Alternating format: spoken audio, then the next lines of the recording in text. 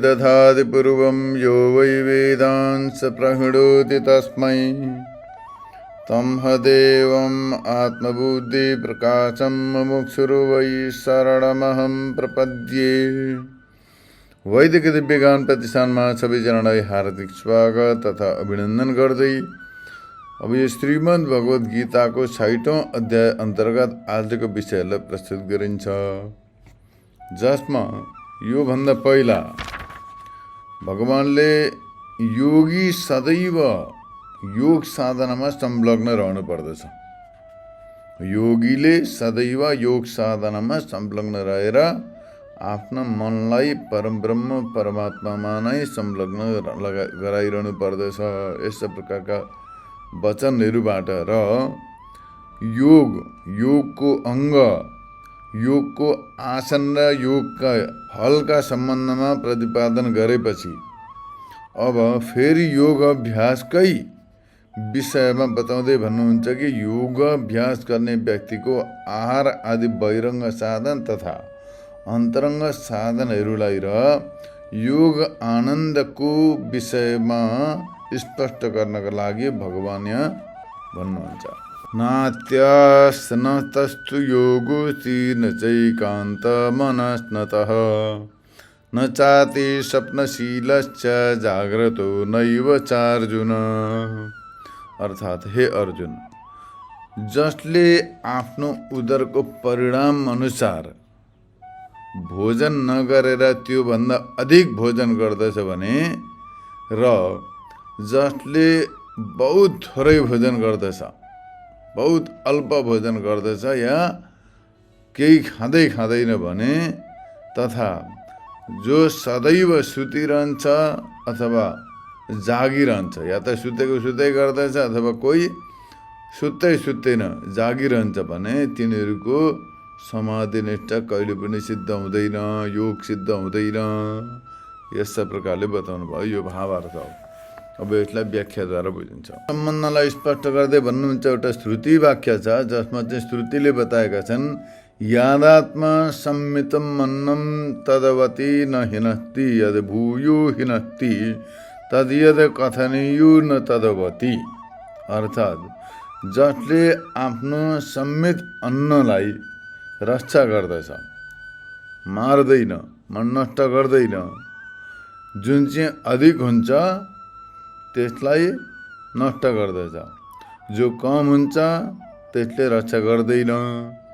यस्तो प्रकारले श्रुतिले बताएका छन्। अब यसको तात्पर्य के हो त भन्दाखेरि, आत्मसम्मित आफ्नो उदरको अनुसार, उदर माने पेट, पेट अनुसार भोजन गर्नुपर्दछ। जस्तो पेट छ, त्यो पेटलाई 4 भागमा बाँडिएको छ। एक भाग अन्नले भर्नु, एक भाग पानीले, एक भाग हावा र एक भाग खाली राख्नु। यस्तो प्रकारले आफ्नो पेटलाई 4 भागमा बाँडिएको छ।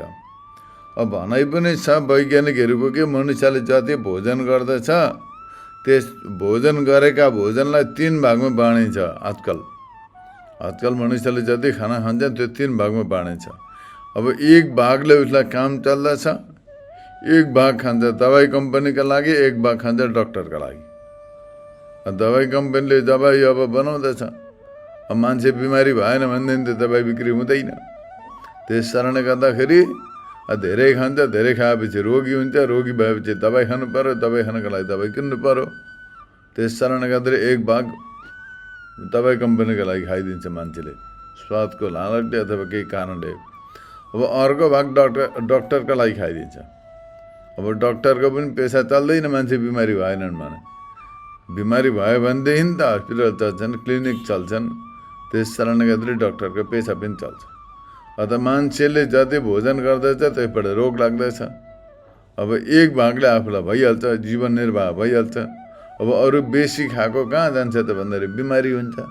त्यो बिमारी भएपछि जानु पर्यो डक्टर पास। डक्टरले दबाई लेखिदिन्छ। अब उसले ट्रिटमेन्ट गरेको फिस त लिन्छ। त्यहाँबाट दबाई किन्नु पर्यो, दबाई किनेपछि दबाई कम्पनीलाई फाइदा भयो।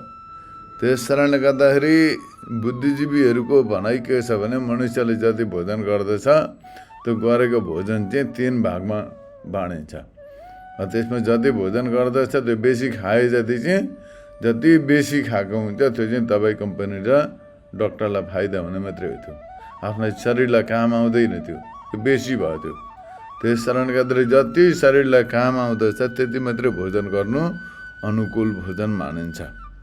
र त्यो अन्न खानेको मात्रै योग सिद्ध हुन्छ। त्यो अन्नले त्यो साधकलाई रक्षा गर्दछ र धर्मको निर्वाहका लागि सक्षम बनाउँदछ। मार्दैन त्यसले, त्यो अन्नले हानि पुर्याउँदैन। तर अब जति बेसी खान्छ त्यो बेसी भएको अन्नले त पिर्दछ, धातुमा विषमता ल्याउँदछ। अब 3 प्रकारका दोष छन् हाम्रो शरीरमा, वात, कफ र पित्त। तिनीहरूको विषमता गराउँदछ भोजनले। विषमता गराएर मनुष्यलाई रोगी बनाउँदछ, रोगी भएपछि मर्दछ। त्यस कारण गर्दा जुन चाहिँ भोजन जति मात्रामा अनुकूल मात्रामा गरिन्छ त्यसले भोजन गर्नेलाई मार्दैन, त्यसको रक्षा गर्दछ, पीडा दिँदैन।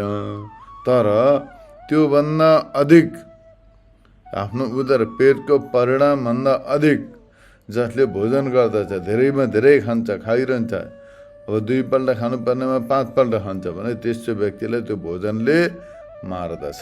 माने सुलादि पीडा हुन्छ, नाना प्रकारका दुःख कष्ट उत्पन्न गरेर पुरुषलाई दुःख दिन्छ, तडपाउँदछ र धर्मको नाश गर्दछ। त्यसै कारणले गर्दाखेरि जसले फेरि कनिया माने बहुत थोरै खान्छ, अत्यन्तै अल्प खान्छ भने त्यसले पनि पुरुषको रक्षा गर्न सक्दैन, सक्षम हुँदैन, भोगको निवृत्ति हुँदैन। त्यस कारणले गर्दाखेरि खासमा भोजन किन गरिन्छ त भन्दा भोगको निवृत्तिका लागि।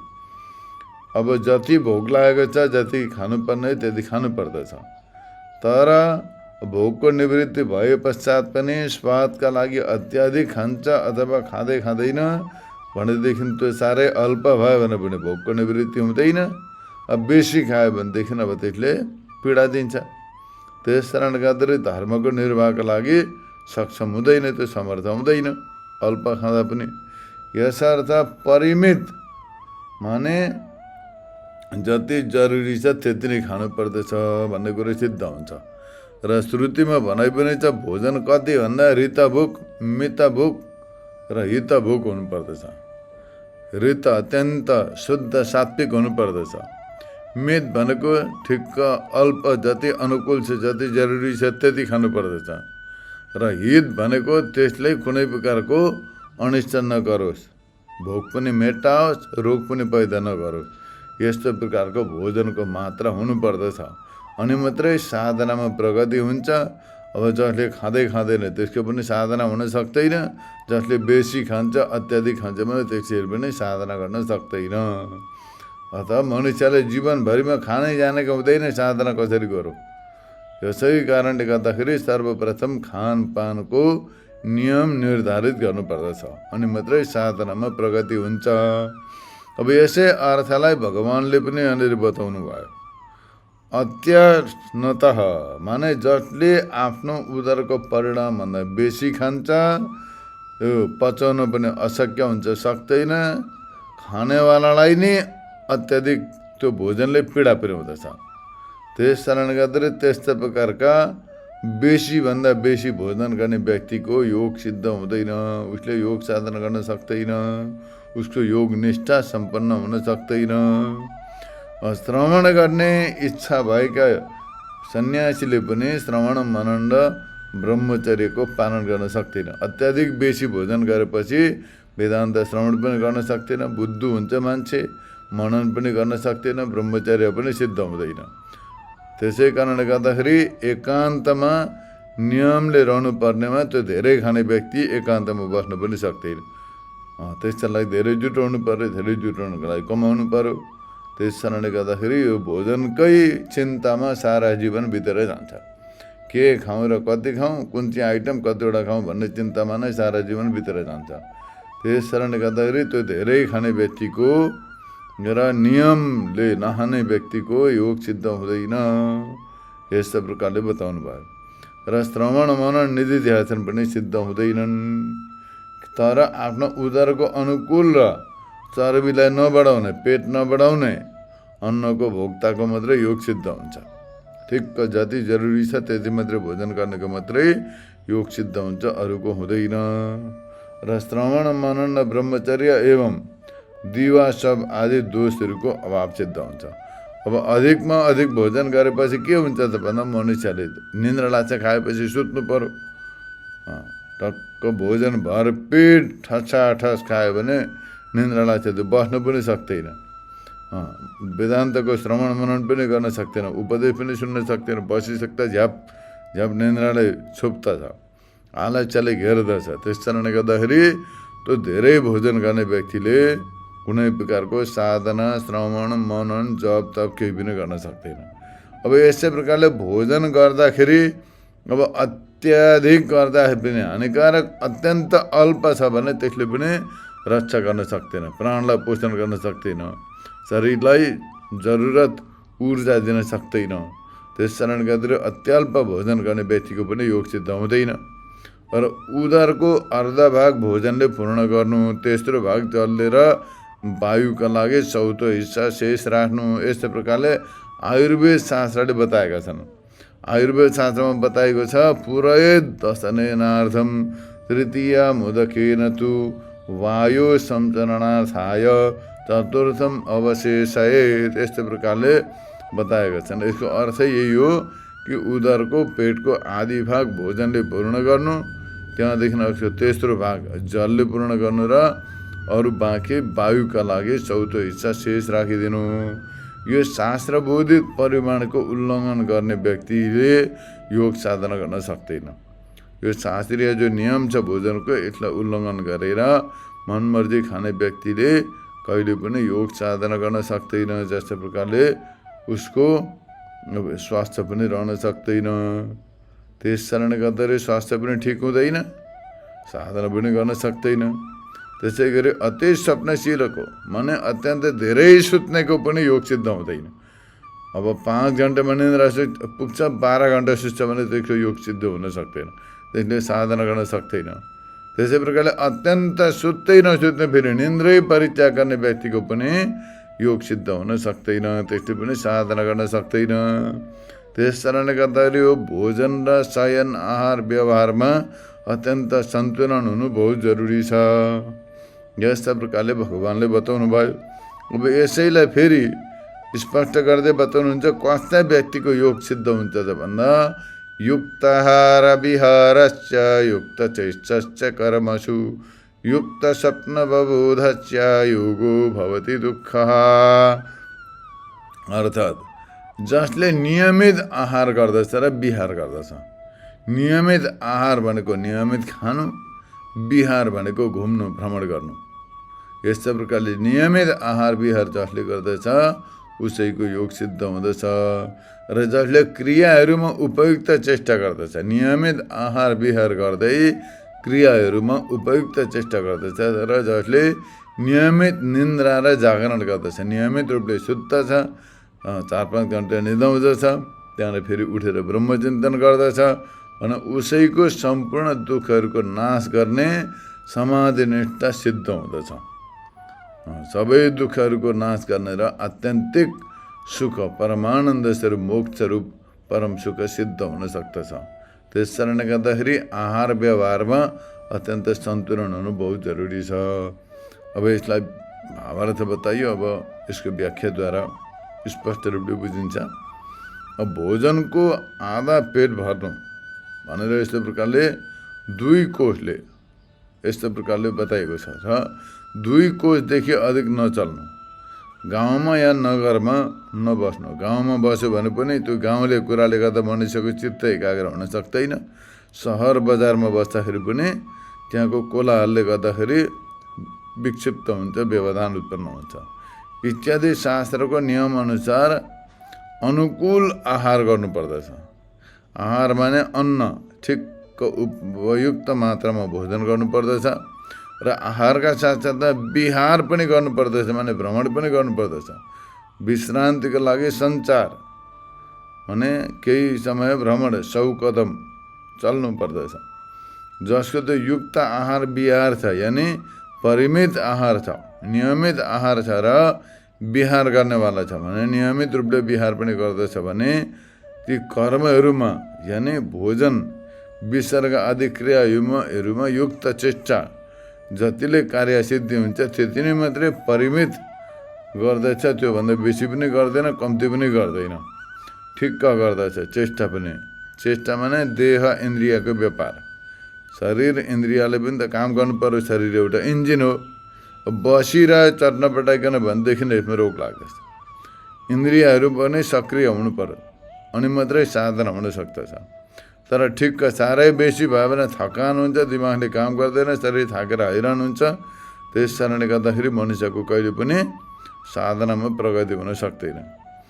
जसको यस्तो प्रकारको नियमित छ, युक्त चेष्टा छ, कर्महरूमा युक्त चेष्टा युक्त छ, चेष्टा पनि छ, उपयुक्त मात्रामा शयन गर्दछ, उपयुक्त मात्रामा जाग्दछ, बेसी सुत्दैन पनि, बेसी खाँदैन पनि, अत्यन्त थोरै नसुत्ने र अत्यन्त थोरै नखाने, ठिक्क, साह्रै थोरै पनि भएन, साह्रै धेरै पनि भएन, अति सर्वत्र वर्जित, अति सबैतिर वर्जित छ। मिडल पाथमा, मिडल वेमा चल्दछ, मध्यम मार्गमा चल्दछ। आहार विहार भ्रमण इत्यादि सबैमा, कर्ममा, चेष्टामा भने यस्ता प्रकारका नियमित आहार व्यवहार रहन सहन गर्ने व्यक्तिको मात्रै योग सिद्ध हुँदछ, उसको मात्रै साधनामा प्रगति हुन सक्दछ।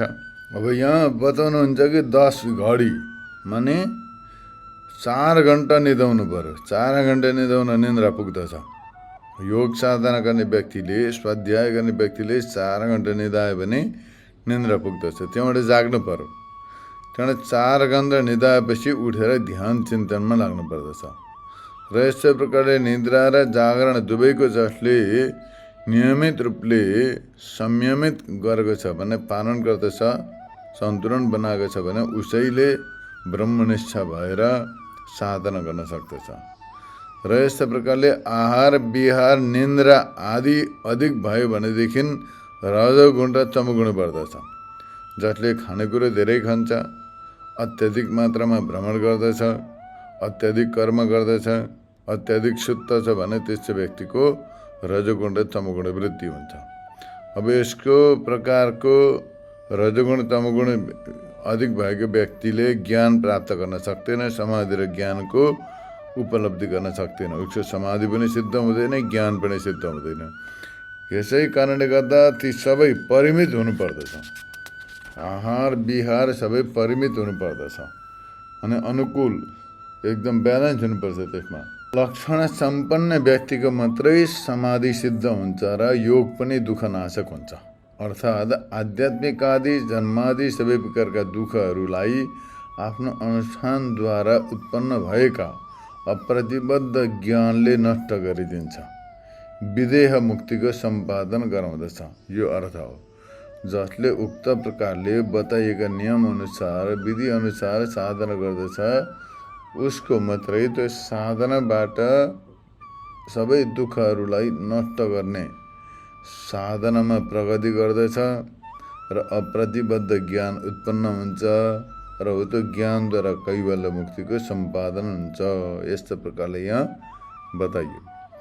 अब यहाँ अगाडि भगवान बताउनुहुन्छ, यद्यपि जति बेला इन्द्रियहरूका विषयहरूमा आसक्त हुँदैन तथा कुटचर विजितेन्द्रिय इत्यादि वाक्यहरूबाट योगीमा योगारूढत्वको राम्रो प्रकारले निरूपण गरिएको तर पनि ब्रह्मज्ञानीको लक्षणको परिज्ञान हुँदा नै मुमुक्षुहरूद्वारा त्यसको आराधना र आश्रय लिएर मात्रै ज्ञान र मुक्ति प्राप्त गर्न सकिन्छ।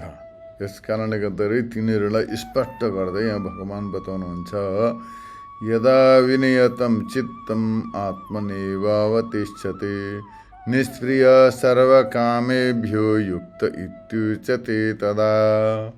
जति बेला योगीको एकाग्रता सिद्ध हुँदछ, जसले आफ्नो साधनाद्वारा एकाग्रतालाई सिद्ध गर्दछ भने पूर्ण कन्सन्ट्रेट हुन्छ, एकाग्र हुन्छ, कन्सन्ट्रेसन फुल्ली डेभलप हुन्छ भने हो त्यस्ता प्रकारका व्यक्तिको मात्रै चित्त ब्रह्ममा अवस्थित हुन्छ। जति बेला योग साधनाद्वारा साधकले आफ्नो चित्तलाई पूर्ण एकाग्र गर्दछ र ब्रह्ममा संलग्न गराउँदछ, त्यति बेला मात्रै उसको साधना पूर्ण हुन्छ र साधना पूर्ण भएपछि सम्पूर्ण विषयहरूबाट निष्क्रिय हुन्छ। माने कुनै पनि विषयप्रति आसक्त रहँदैन। त्यति बेला योगीलाई ज्ञानीजनहरूले योगारूढ हो भनेर बताउँदछन्। भन्नुको तात्पर्य योग साधनाद्वारा जसले पूर्ण एकाग्र भएर चित्तलाई ब्रह्ममा संलग्न गराएर सदैव सम्पूर्ण विषयहरूबाट निष्क्रिय हुँदछ भने त्यति बेला ज्ञानीहरूले विद्वानहरूले उसलाई योगी हो, यो चाहिँ योगारूढ भयो भनेर यस्तो प्रकारले बताउने गर्दछन्। यस्तो प्रकारले यो भावार्थ बताइयो। अब यसलाई व्याख्याद्वारा बुझिन्छ। पूर्वोक्त बहिरङ्ग र अन्तरङ्ग साधनहरूको सम्पत्तिबाट र तीव्र मोक्षको इच्छा तथा वैराग्यबाट सदैव योगको अभ्यास गर्ने योगी यतिको जति बेला विनियत माने विषयहरूको सम्बन्धबाट रहित यानी निरन्तर अभ्यासका बलले एकाग्रतालाई सिद्ध गर्दछ। पूर्वोक्त बहिरङ्ग र अन्तरङ्ग दुई प्रकारका साधन बताइए। ती साधनहरूको सम्पत्तिले सम्पन्न भएर तथा तीव्र मोक्षको इच्छाले र वैराग्यबाट सदैव योगको अभ्यास गर्ने साधकको मात्रै योग सिद्ध हुन्छ। त्यस्तै प्रकारले योगको अभ्यास गर्ने यतिको सबै प्रकारका विषयहरू नष्ट भएर जान्छन्, कल्मषहरू नष्ट हुँदछन् र विषयहरूको सम्बन्धले रहित हुन्छ। यानी निरन्तर अभ्यासका बलले एकाग्र हुन्छ, पूर्णतया एकाग्रतालाई प्राप्त गर्दछ, स्थिर हुन्छ र त्यो स्थिर भएको चित्त आत्मामा संलग्न हुन्छ। माने नित्य आनन्दैक रस, नित्य आनन्द एक रस प्रत्येक अभिन्न ब्रह्ममा स्थित हुँदछ। चित्त उसको जति बेला पूर्णताको लागि साधनाको पूर्ण अवस्थामा नित्य आनन्द एक रस प्रत्येक अभिन्न ब्रह्ममा स्थित हुँदछ र सम्पूर्ण वासनाहरूको र सम्पूर्ण कामनाहरू पनि नष्ट हुँदछन्, विलय हुँदछन्। भने यस्तो प्रकारले सबै वासना पनि नष्ट भए, कामना पनि नष्ट भए र स्वयं सतको वासनाले बासित हुन्छ। माने स्वयं ब्रह्म वासनाद्वारा बासित हुन्छ। सबै ब्रह्मस्वरूप हुन्, म स्वयं ब्रह्मस्वरूप हुँ। यो सबै नाम रूपात्मक प्रपञ्च असत्य हो, सत्य केवल ब्रह्म हो र म स्वयं ब्रह्मस्वरूप हुँ। यस्तो प्रकारले सदैव स्वरूपमा नै स्थित हुन्छ र स्वरूपको स्थितिद्वारा अन्य प्रकारका सबै कामनाहरू नष्ट हुँदछन्। यस्तो प्रकारले सबै प्रकारका विषय नष्ट भएर केवल ब्रह्म तत्त्वमा आत्म तत्त्वमा संलग्न भएपछि त्यो संलग्न रूप आफ्नो प्रयत्नबाट पनि बाहिरका विषयको अवलम्बन गर्दैन। कुनै बाहिरका विषयको अवलम्बन गर्दैन। उसैलाई स्पष्ट गर्दै भन्नुहुन्छ कि निष्क्रिय इति, माने जो चाहिन्छ त्यसलाई काम भनिन्छ। माने जसको इच्छा गरिन्छ त्यसलाई कामना हुन्छ। जुन विषयको चाहना गरिन्छ त्यसैलाई काम भनिन्छ। त्यो कामना हो, चाहना गर्नु। अब शब्दादि विषयको चाहना त अब पूर्ण अवस्थामा रहँदैन, केही पनि नष्ट हुँदै जान्छ, सबै निष्क्रिय हुँदछ। कुनै प्रकारको इच्छा आकाङ्क्षा केही पनि रहँदैन सिद्ध अवस्थामा। अब यस्तो प्रकारले यत्नद्वारा माने प्रयत्नद्वारा ब्रह्म तत्त्वको अनुभव गरेर त्यसैमा प्रतिष्ठित भइसकेपछि, संलग्न भइसकेपछि अन्य प्रकारका विषयहरू सबै नष्ट हुँदछन् र त्यो विषयप्रतिको स्प्रिय भनेको चाहना आकाङ्क्षा पनि रहँदैन, निष्क्रिय हुन्छ। माने इच्छा शून्य हुन्छ, एम्प्टी माइन्ड हुन्छ एकदम। सबै कुरोको मिथ्या त सिद्ध भएपछि बुद्धिले पनि सबै मिथ्या पदार्थलाई परित्याग गर्दछ। बुद्धि पनि संलग्न हुँदैन, केवल स्वरूपमा हुन्छ र यस्तो प्रकारले बुद्धि पनि अन्तःकरण पनि स्वरूपमा नै संलग्न हुनाले गर्दाखेरि इन्द्रिय र मनलाई ती कामनाप्रति प्रवृत्त हुनबाट रोक्नमा सफल हुन्छ। इन्द्रिय र मन कुनै प्रकारको कामनाप्रति जाँदैनन्, कामनाका पछाडि लाग्दैनन्, विलय हुन्छन्, उनीहरू आत्मस्वरूपमा लीन हुन्छन्, अन्य विषयमा प्रवृत्त हुँदैनन्। हो त्यति बेला त्यो साधकलाई युक्त भनेको योगारूढ भनिन्छ। ज्ञानीजनहरूले त्यति बेला त्यो साधकलाई योगारूढ हो, यो योगी हो, यस्ता प्रकारले बताउँदछन्। अब यसमा अगाडि भन्नुहुन्छ योगमा आरूढ भएर स्थित रहने यतिको चित्त कस्तो प्रकारले स्थित रहन्छ, कस्तो हुन्छ उसको स्थिति, योगीको चित्तको स्थिति कस्तो हुन्छ त भन्ने आकाङ्क्षा हुँदा अब यहाँनिर उपमाद्वारा स्पष्ट गर्दै भगवानले बताउनुहुन्छ कि अनुष्ठित योगमा असम्प्रज्ञात समाधित्वको सूचना गर्नका लागि, असम्प्रज्ञात समाधिको विषयमा बताउनका लागि यहाँ योगीको चित्तको स्थितिलाई उपमाद्वारा दृष्टान्त दिँदै भन्नुहुन्छ।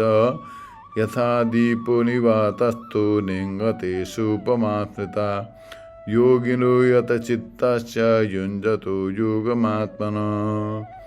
अर्थात् वायु शून्य प्रदेशमा, माने जहाँ हावा चल्दैन त्यो हावा नचल्ने ठाउँमा घरका भित्र राखिएको दियोको लौ, दियोको जो बाती जस्ता प्रकारले विचलित हुँदैन। अब हावा चल्ने ठाउँमा राखेको छ भने त्यो दियोको बाती, दियोको जुन चाहिँ लौ हुन्छ, जो ज्वालो हुन्छ, त्यो हावाले गर्दा यताउता हल्लिरहन्छ। तर अब त्यो भित्र वरिपरि ग्लासहरूले बारेर भित्र हावै नछिर्ने ठाउँमा त्यो दियो राखिदियो बालेर भने त्यसको त्यो दियोको बाती जो छ, त्यो बत्ती जो छ, दीप ज्वालो, त्यो एक समान हुन्छ, कहीँ विचलित हुँदैन, हल्लिँदैन। त्यसै प्रकारले आत्मज्ञानका लागि योग अभ्यास गर्ने निगृहित चित्त भने जसले चित्तलाई भस्म गरेको छ, त्यसमा योगीको चित्त पनि विचलित हुँदैन, सदैव एक समान स्थिर रहिरहन्छ। यस्ता प्रकारले भावार्थ बताइयो। अगाडि बताउनुहुन्छ आत्मनः। अब यहाँ भन्नुहुन्छ यो आत्मना कर्ममा षष्ठी छ। आत्मालाई विषय गर्ने यानि आत्मालाई उद्देश्य गरेर प्रवृत्त भएको योगको अथवा आत्माको सर्वत्र उपलब्धिको सिद्धिमा साधनभूत योगको समाधिको साधना नित्य निरन्तर अनुष्ठान गर्ने परमहंस सन्यासीको चित्त, जुन चाहिँ परमहंस सन्यासीले निरन्तर साधना गरेर वेदान्तको श्रवण मनन निधिध्यासनका साथसाथै निरन्तर निधिध्यासन गर्ने त्यस्ता प्रकारका परमहंस योगी सन्यासीको, जसले ब्रह्ममा नै ब्रह्मकार वृत्तिद्वारा निश्चल रूपले आफ्नो चित्तको सदैव स्थापना गरेको छ, त्यस्ता प्रकारका माने आफ्नो चित्तलाई निरन्तर ब्रह्मचिन्तनद्वारा ब्रह्म तत्त्वमा संलग्न गराएको छ भने हो त्यस्तो प्रकारका यथचित्त ज्ञानी व्यक्तिको ब्रह्ममा नै स्थिरीभूत हुन्छ, माने उसको चित्त ब्रह्ममा स्थिर हुन्छ, ब्रह्ममा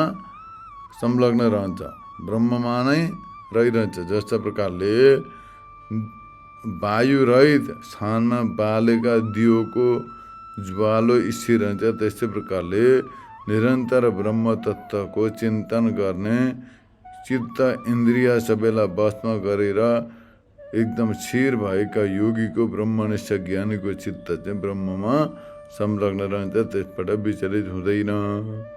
जसले सादृश्य बताएको छ यहाँ यस्तो प्रकारले उपमा दिँदै भनिएको छ। यो दृष्टान्त हो, अन्यवाद माने राखिएको, जस्ता प्रकारले वायु रहित स्थानमा जहाँनिर हावा चल्दैन हो त्यस्तो स्थानमा राखिएको दीपकको त्यो लौ छ, ज्वालो छ, त्यो नहल्लिकन न छलफल नभइकन स्थिर रहन्छ। त्यस्तै प्रकारले ब्रह्मज्ञानी ब्रह्मनिष्ठ राख्ने व्यक्ति, ब्रह्मनिष्ठ सम्पन्न ब्रह्मज्ञानी व्यक्तिको चित्त पनि सदैव ब्रह्मस्वरूपमा नै संलग्न रहन्छ, त्योदेखि विचलित हुँदैन। अनि ब्रह्ममा नै ब्रह्मस्वरूपले निश्चल भएर ठहर्दछ। यसैलाई असम्प्रज्ञात समाधि पनि भनिन्छ। जस्तो प्रकारले बताएको पनि छ, वृत्ति शून्य मनको निर्विकार स्वरूपबाट स्थिति माने असम्प्रज्ञात नामक समाधि सिद्ध हुन्छ र त्यो योगीलाई प्रिय छ। यस्तै प्रकारले अन्य शास्त्रमा पनि बताएको छ। मनुष्य वृत्ति शून्यश्च निर्विकारात्मनासिति असम्प्रज्ञात नामासौ समाधिर योगिनां प्रियः। यस्ता प्रकारले यहाँनिर बताइएको छ। असम्प्रज्ञात समाधि सिद्ध हुन्छ, निर्विकार रूपले सदैव ब्रह्ममा परिनिष्ठित हुन्छ। यस्ता प्रकारले यहाँ यो विषयलाई बताइयो। अब अगाडि बताउनुहुन्छ यहाँनिर यस्ता प्रकारको लक्षणले सम्पन्न जुन योगी छ, माने चित्तको परिपाक विशेषले सम्पन्न छ, आफ्नो चित्तलाई सदैव ब्रह्मस्वरूपमा संलग्न गराउनेवाला योगी छ, उसैलाई योग जान्ने व्यक्तिले योगी मान्दछन्। यस्तो प्रकारले बताउनको लागि यहाँ लक्षणबाट बताउनुहुन्छ। यत्रो परमते चित्तम निरुद्धम योग सेवया यत्र चैवात्मनात्मानं पश्यन्नात्मनि तुष्यति। अर्थात् जुन चाहिँ अवस्थामा माने त्यो योग सिद्ध अवस्थामा योगको निरन्तर आवृत्तिद्वारा चित्तलाई निरुद्ध गरिएको हुन्छ र त्यो चित्त उपशमलाई प्राप्त हुन्छ। माने चित्त सदैव निरुद्ध हुन्छ, उपशम हुन्छ, संयमित हुन्छ र जुन अवस्थामा परम ब्रह्मलाई आफ्नो आत्मस्वरूपले देख्दछ, परम ब्रह्म परमात्मालाई आफ्नो आत्मस्वरूपले जान्दछ। ब्रह्मस्वरूप ब्रह्म तत्त्व स्वयं आत्मस्वरूपले विद्यमान छ। आत्मा ब्रह्मस्वरूप हो, म स्वयं ब्रह्मस्वरूप हुँ भनेर यस्तो प्रकारले आत्मा र परमात्माको एकत्व बोधले सम्पन्न हुँदै आत्मालाई ब्रह्मस्वरूपले जान्दछ, उसैलाई परमात्मा प्राप्त हुन्छ, परमानन्द स्वरूप परमात्मा प्राप्त हुन्छ। यस्तो प्रकारले बताउनु भयो। अब यसलाई व्याख्याद्वारा बुझिन्छ। फेरि अब यहाँ बताउनुहुन्छ बहिरङ्ग र अन्तरङ्ग साधनहरूको सिद्धिबाट र तीव्र मोक्षको इच्छाबाट वृद्धि भएको योग सेवाद्वारा माने निरन्तर अध्ययन र मनन चिन्तन श्रवण मनन निधिध्यासनद्वारा जसले बहिरङ्ग र अन्तरङ्ग साधनहरूको सिद्धि गरेको छ र तीव्र मोक्षको इच्छाद्वारा त्यो एकदम परिपक्व भएको छ भने हो त्यस्तो प्रकारको योग सेवाद्वारा योगको अङ्गभूत सविकल्प समाधिको अभ्यासद्वारा जसले विजातीय प्रत्ययलाई जितेको छ। माने विजातीय प्रत्ययदेखि शून्य छ। विजातीय प्रत्यय भनेको ब्रह्म तत्त्वदेखि भिन्न अनात्मा विषय, त्यसको चिन्तन त्यसको विचारदेखि शून्य छ र केवल चित प्रत्यय मात्रको आविर्भाव रूप योगको सेवाद्वारा माने सदैव सजातीय वृत्ति माने आत्मस्वरूपको चिन्तन अनुसन्धान र मननद्वारा अनुभवद्वारा निरन्तर त्यसको आवृत्ति गरेर त्यसलाई दोहोऱ्याएर चित्तलाई निरुद्ध गरेको छ। विपरीत प्रत्ययहरूको निराश गरेको छ। सबै निराश गर्नका लागि ब्रह्म प्रत्ययहरू वृत्तिमा नै स्थापित छ, जसको चित्त अन्य विषयलाई छोडेर केवल ब्रह्मस्वरूपको अनुभवमा नै सदैव आफ्नो चित्त संलग्न छ र स्वयं परिपूर्ण अवस्थामा पुगेको छ। माने पूर्ण स्थितिमा आरूढ भएको छ र सबै प्रकारका सम्पूर्ण वासनाहरू रहित भएर केवल आफ्नो शुद्ध सत्वांश रूपले नै उपशमलाई प्राप्त भएको छ। माने निरन्तर योग साधनको आश्रयले निरन्तर ब्रह्म चिन्तनको आश्रय लिएर केवल ब्रह्मस्वरूपको मात्रै अनुभव गर्दै रहेको छ। अन्य विषयलाई पूर्ण रूपले जितेको छ, सबैलाई परित्याग गरेको छ। यस्तो प्रकारको स्थितिमा आरूढ हुँदछ। शुद्ध सत्वांश रूपले उपशमलाई प्राप्त हुन्छ र अर्को वृत्तिको परिणामलाई छोडेर माने अन्य सबै विषयलाई परित्याग गरेर ध्येय स्वरूपमा नै निवात अवस्था दीपकको समान चञ्चललाई त्यागेर स्थिर हुन्छ। यो अर्थ हो।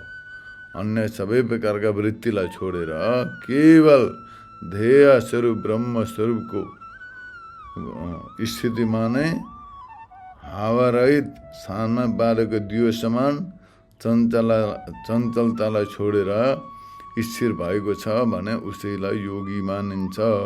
उसैका सबै प्रकारका दुःखहरू नष्ट हुँदछन्। यस्तो प्रकारले यहाँ बताउनुहुन्छ। हुन्छ जति बेला चित्त परिपाक विशेष रूप दशामा यो उत्तम ब्रह्मविद माने आत्मामा निर्मल अन्तःकरणमा आकाशमा पूर्ण चन्द्रबिम्बक समान प्रकाशमा वृत्त्यारूढ चिदानन्दै गरस्पर ब्रह्मस्वरूप आत्मालाई स्वस्वरूपले जान्दछ। माने म ब्रह्मस्वरूप हुँ भनेर यस्तो प्रकारले अनुभव गर्दछ। अपरोक्ष रूपले पूर्ण चैतन्य स्वरूप ब्रह्मको अनुभव गर्दछ। त्यति बेला यस्तो प्रकारले स्वरूपबाट देखिएको साक्षात् अपरोक्ष अनुभव गर्दै सन्तुष्ट हुन्छ र आनन्द लिन्छ। यानि त्यो मोदनीयलाई प्राप्त गरेर मुदित हुन्छ। यस्तो प्रकारले श्रुतिले बताएको छ। माने परम प्रसन्नता आनन्द स्वरूप तत्त्वलाई प्राप्त गरेर त्यसैमा प्रसन्न हुन्छ, सन्तुष्ट हुन्छ। यस्तो प्रकारको श्रुति अनुसार पनि म कृतार्थ हुँ, म ब्रह्मस्वरूपमा यस्तो प्रकारले मुदित हुन्छ, आनन्दित हुन्छ, यता आत्मामा सन्तुष्ट हुन्छ। यो वाक्यबाट योगारोहण गर्ने महात्मालाई आफ्नो संसार, मोक्ष र मोक्षको सुख प्रत्यक्ष हुन्छ। मोक्ष र मोक्षको सुख प्रत्यक्ष हुन्छ। यसकारण श्रवणादिद्वारा जसलाई आत्मतत्त्वको अनुभव भयो, आत्मतत्त्वले जसले यथार्थ रूपले जान्यो भने त्यो यतिको योगारोहणबाट नै आत्मोद्धरण सिद्ध हुँदछ। अनि योगारूढ भएपछि आत्माको उद्धार सिद्ध हुँदछ। आत्माको, परमात्माको उद्धार गर्नको लागि अन्य पुरुषार्थ, अन्य प्रयत्नको आवश्यकता छैन। यसबाट यो सूचित हुन्छ कि योगारोहण अवश्य गर्नुपर्दछ। माने योगमा आरूढ हुनुपर्दछ। मुमुक्षु व्यक्तिले बहिरङ्ग र अन्तरङ्ग साधनको आश्रय लिएर आत्मतत्त्वलाई यथार्थ रूपले जानेपछि उसको पुरुषार्थ सिद्ध हुन्छ। फेरि उसको गर्नुपर्ने, जान्नुपर्ने कुनै विषय रहँदैन र त्यो मोक्ष अवस्थालाई प्राप्त हुन्छ र आत्माको उद्धार गरेर उसको जीवन सफल हुन्छ। फेरि संसारमा उसले जन्म लिएर आउनु पर्दैन। यस्तो प्रकारले परमानन्द स्वरूप परम ब्रह्ममा लीन हुन्छ र एक स्वरूप भएर सदैवका लागि कैवल्य मुक्तिमा संलग्न हुन्छ, मोक्ष प्राप्त गर्दछ। यस्तो प्रकारले आजको विषय बताइयो। आजलाई यति नै। हरि ओम तत्सत्।